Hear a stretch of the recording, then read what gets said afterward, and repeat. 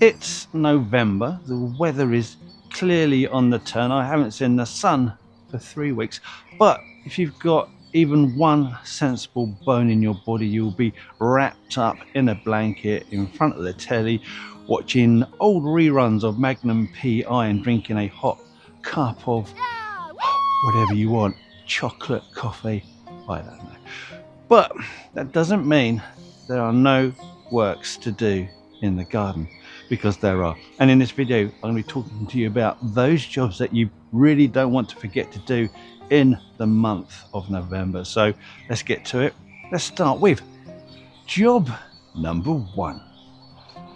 Actually, before we start, 2 things before we even go anywhere near these plants, start cutting them back. Firstly, is to always make sure your cutting tools are sterilized. If you've got some rubbing alcohol, which you can pick up from most DIY stores, then wipe down your blades first. Make sure they are properly clean, because the last thing you want to do is start cutting into an infected plant, getting that infection on your blades, and then when you cut the next plant, you've transferred that infection on. It could be a fungal infection, could be bacterial, could be viral. We don't want to go anywhere near that. If you do use any sort of chemical wipes, bleaches, whatever, then make sure you rinse the blades off so you don't start transferring nasty chemicals onto your plants as well. And there you go. And the second thing is, as always, when you're cutting back plants, always keep an eye out for dead, diseased, dying pieces of wood or crossing branches, because where they cross, they can rub, cause a wound to occur, and that opens up the plant to, again, infection from fungal, bacterial and viruses. So there you go, 2 things: sterilize your blades, make sure that you always remove those dead, diseases and dying, because that is just good horticultural practice. Now, first plant I want to talk to you about are hellebores. Not the ones that are in flowering now, but your spring, late winter flowering hellebores. Hellebores nigra, that's one you'd come across.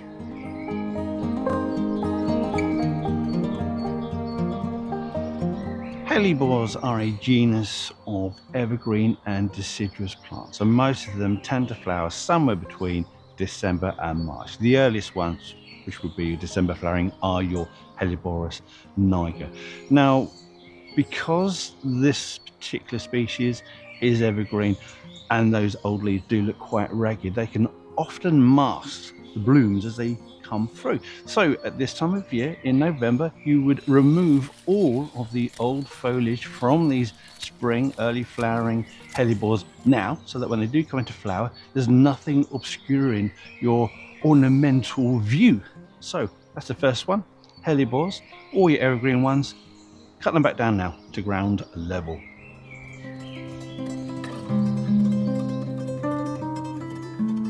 Here in the UK, in November, we tend to start seeing our first hard frost, and there are certain plants that you need to do some action with after that initial hit of cold weather.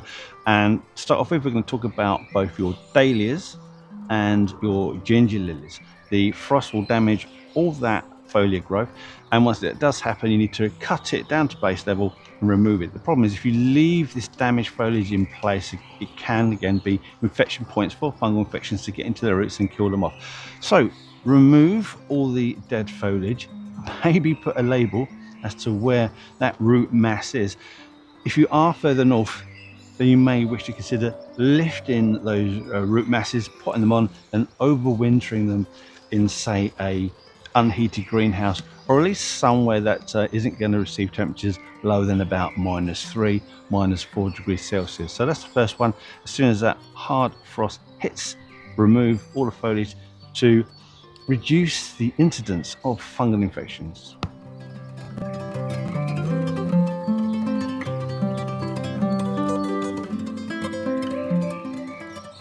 Now, following that, a similar job occurs with your hardy bananas. It's not just this one here, it's your Musa Basju. It's also the Chinese golden lotus banana.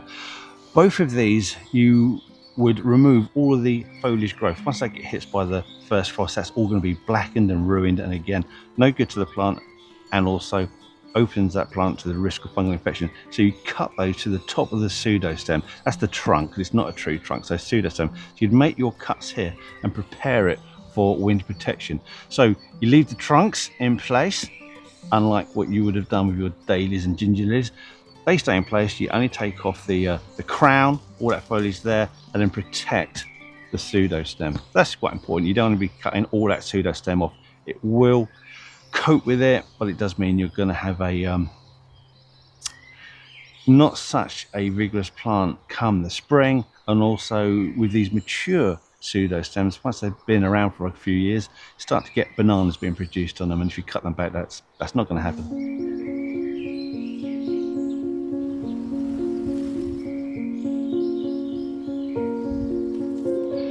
Your peonies, that's your bush peonies, will also need to have all the foliage cut back to ground level after the first frost. Do not cut back the branch work of a tree peony.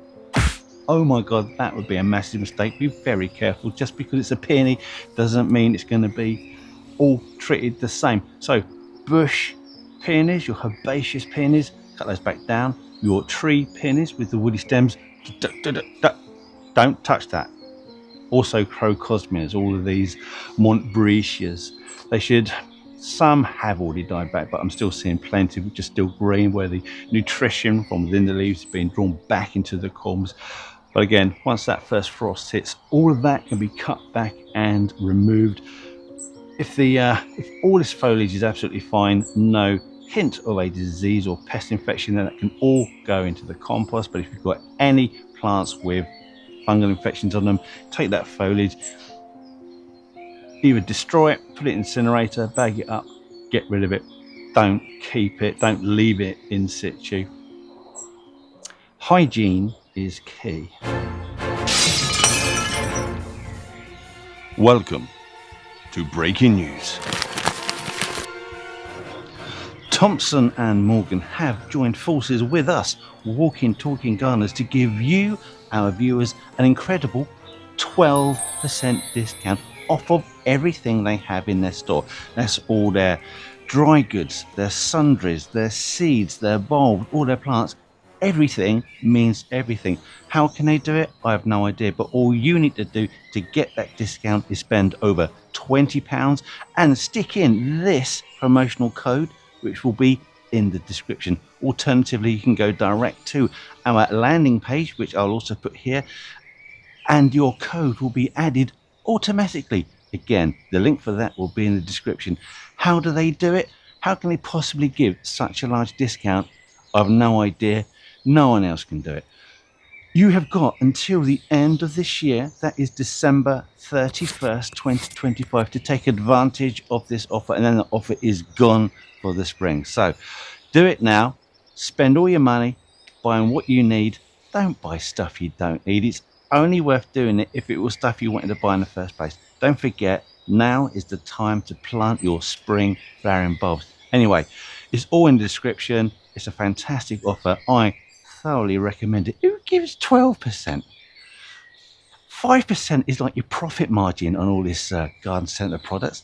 12%. Enough said. And now back to your regular programming. Now I've got a couple of fruit-based jobs for you. The first one is raspberries, which are one of my favourite fruits that you can grow here in the UK. So this time of year you would have suckers coming off the main plants. Now you can remove and lift those suckers. Make sure you try and keep as much of the root ball as intact as possible, and then replant those where you want to put those.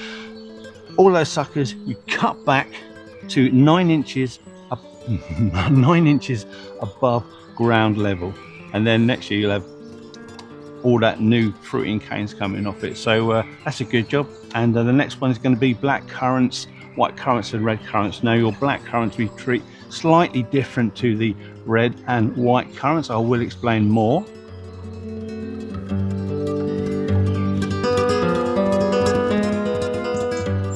Black currants cut back all of this new season's wood by 1/3, and you would do that every year. And regarding the old dark wood that had been heavily cropped, you remove all of that in its entirety. You do that again every year. For red and white currants that you planted at the beginning of the season this year, you would cut all those branches back by a half. Then in all subsequent years, you would cut all the foliage back by, all the branch work back by a third. And again, you would do that every year for as long as you're growing them.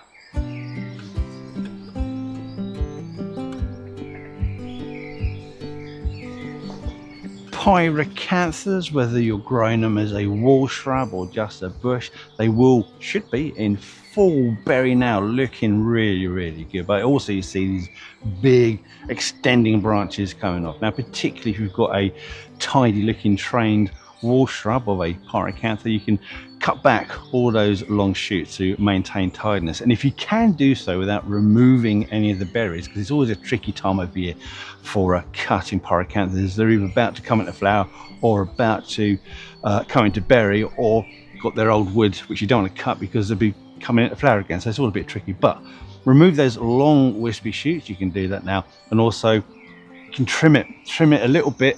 You know, that'll produce new multiple growth in the spring. As I try and avoid cutting off the berries or do it after the berries. But yeah, pyracantha, it's a good time of year. Out of all the times of the year, this is probably the going to be the least damaging to your future displays. Oh, hold on a minute. If you're finding this video useful or even just mildly amusing, then don't forget to click the thumbs up, press on that subscription, and if you want to be notified of whenever we release a new video, then click on that notification bell. It helps us more than you know, and it allows us to do stupid visits like this in the future. Anyway, let's continue to find out what old boiled butt has to say. Put my bloody glasses back on. Too hot, too sunny. It's too lovely. Hydrangeas, there's always so much misinformation about these. Now, pretty much every single hydrangea I've seen, apart from one particular red flame variety that still looks pretty good this time of year, they all look absolutely ragged and messy and pretty horrible. And the temptation here is to at least deadhead them to give them a tidy up. But there's only 2 species that you can deadhead at this time of year. Those are going to be your paniculata, which those lovely sort of cone-shaped blooms, some really good specimens, and also all those arborescens cultivars. Again, this big like snowball Annabelle, really good. Those you can deadhead now, absolutely no problem. Do not deadhead anything else. All your macro fillers, they're just a little bit on the tender side, so best practice is to leave the old flowers on all the way over the winter. It helps protect new foliage buds as they emerge in the spring, and that's the same for your quercifolia. It's the same for your villosa, all your lace caps, all your mop heads. I know it's the same thing, but resist the temptation. Do not cut those. But like I say, you can cut arborescens and what's the other one? Paniculata. That's it. That's all I'm going to let you have. Just those 2.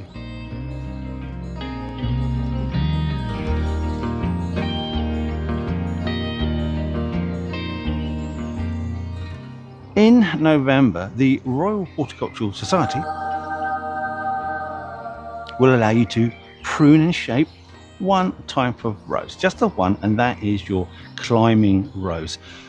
Do not confuse this with your rambling rose. It is not the same thing. Your rambling roses will produce their flower buds on the previous season's wood. So the only time you would ever cut a rambling rose would be immediately after flowering. And we're not talking about those, we're talking about your climbing roses, which flower on a framework because they produce their flowers on new season's wood. So RHS says November is the ideal time to create that frame so it's ready for the spring with the new growth to come off. So that's the only rose I'm going to let you have. Although they always come out with this, oh, you got to be careful about windrock. So with all your roses, you just got to cut it down a little bit, maybe about 20%, because you know in strong winds it will shake the plant and it will disturb the root ball and damage the plant.